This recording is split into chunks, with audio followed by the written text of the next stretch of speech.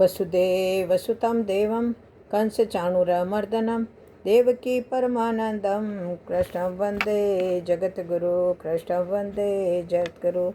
बोलो शनि भगवान की जय हो। आज अनंत चतुर्दशी है, तो अनंत चतुर्दशी की सबको बहुत बहुत बधाई हो।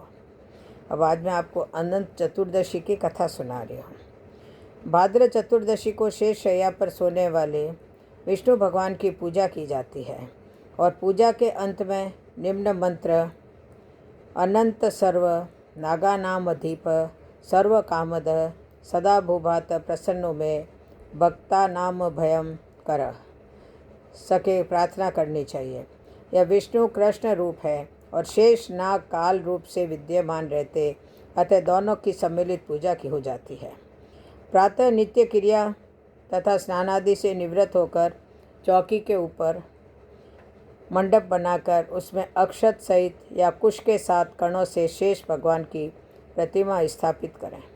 उसके समीप 14 गांठ लगाकर हल्दी से रंगे कच्चे डोरे को रखें और गंध अक्षत पुष्प धूप दीप नैवेद्य से पूजन करें। तत्पश्चात अनंत देव का ध्यान करके शुद्ध अनन्य को अपनी दाईं भुजा में धारण करना चाहिए। यह तागा अनंत फल देने वाला है। इसकी कथा है, महाराज युधिष्ठिर ने जब राजसूय यज्ञ किया उस समय यज्ञ मंडप इतना मनोरम बनवाया कि जल स्थल की भिन्नता प्रतीत ही नहीं होती थी। कहीं से टहलते टहलते दुर्योधन भी उस यज्ञ मंडप पर आ गया और द्रौपदी ने यह देखकर उपहास करते हुए कहा कि अंधों की संतान अंधी होती है। यह बात उसके हृदय में बाण जैसे लगी तथा बदला लेने की मन में ठान लिया। कुछ दिनों बाद ही उसने पांडवों को बुलाकर द्युत क्रीड़ा में परास्त किया। हार होने पर उन्होंने प्रतिज्ञा अनुसार 12 वर्ष तक वनवास दिया। एक दिन भगवान कृष्ण जब मिलने गए तब युधिष्ठिर ने सब वृत्तांत कह सुनाया और उसे दूर करने का उपाय पूछा। तब कृष्ण बोले कि विधि पूर्वक अनंत भगवान का व्रत करो, तुम्हारा खोया राज्य पुनः प्राप्त हो जाएगा। इसके बाद श्री कृष्ण ने एक कथा भी सुनाई कि प्राचीन काल में सुमंत नामक ब्राह्मण के सुशीला नाम की एक कन्या थी।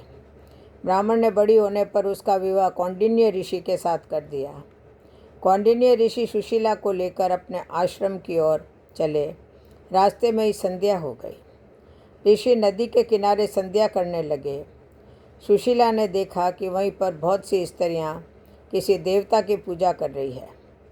तब उसके पास जाकर पूछा, आप सब किसकी पूजा कर रही है? उन सबों ने सुशीला को अनंत व्रत की महिमा बताई।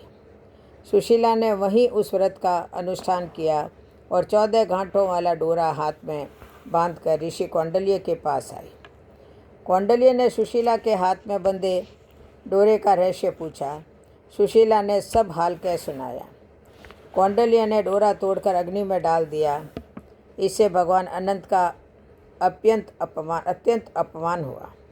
परिणाम यह हुआ कि ऋषि सुखी न रह सके और उनकी दौलत समाप्त हो गई। तब वे सुशीला से इसका कारण पूछा तो सुशीला ने अनंत डोरे की याद दिलाई।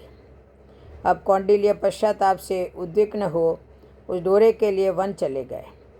वन में काफ़ी दिनों तक घूमते घूमते वे एक दिन भूमि पर गिर पड़े। तब अनंत भगवान ने उन्हें दर्शन दिया और बोले, हे कौंडिन्य, तुमने मेरा तिरस्कार किया था, उसी से तुम्हें इतना कष्ट भोगना पड़ा। ज्ञान हो गया हो तो अब घर जाकर अनंत का अनुष्ठान 14 वर्षों तक करो। इससे तुम्हारा दुख दारिद्र्य मिट जाएंगे तथा धन धान्य से संपन्न हो जाओगे। बोलो अनंत भगवान की जय हो, विष्णु भगवान की जय हो। जय जय श्री राधे, जय जय श्री कृष्ण, जय जय